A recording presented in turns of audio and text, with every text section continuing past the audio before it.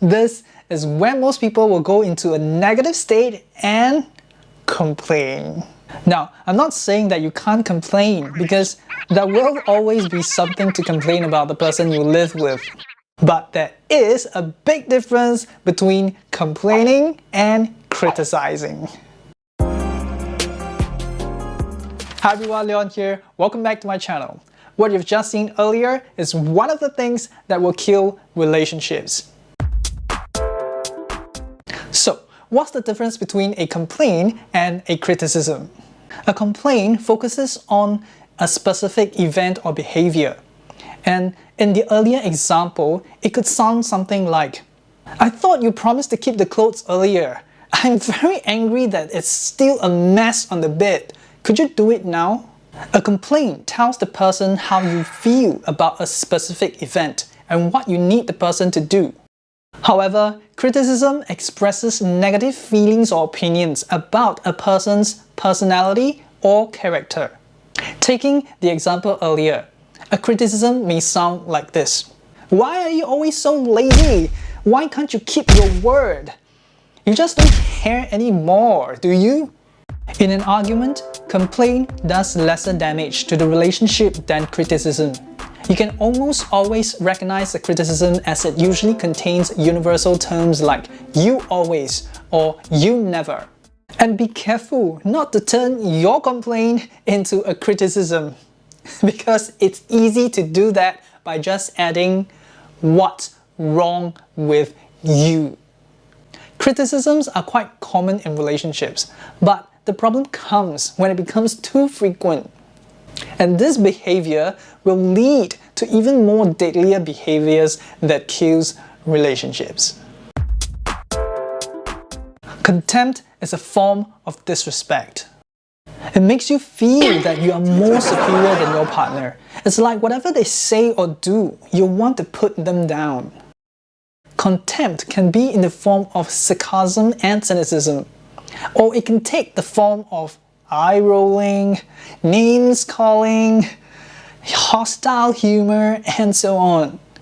Contempt is toxic in a relationship because it conveys a sense of disgust with your partner. Just imagine how much love would you be pouring to your partner when you are in a state of contempt? And how much love would your partner be giving to you when they feel or have a sense that you are disgusted with them? Contempt will only lead to more conflicts in a relationship. Contempt kills relationships. If you want to know more about the signs of disrespect and how to handle them, click the link in the suggestions above for the videos I did on them. You may be wondering, how does defensiveness kill relationship? Now, think about this. If you are defending yourself, what are you actually or effectively doing? You are playing the role of a victim. Even when it's not explicitly implied through words, you are effectively saying that your partner is in the wrong. Your partner is the problem. Defensiveness is really a way of blaming your partner. In most cases, when you start to defend, your partner will start to attack. And when they attack, you defend again. And this cycle will continue and escalate the conflict. That is why defensiveness is so deadly.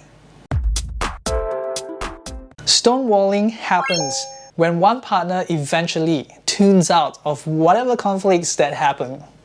This usually comes about in the later stages of a relationship and is usually a result of repeated experience of criticism, contempt, and defensiveness over a period of time.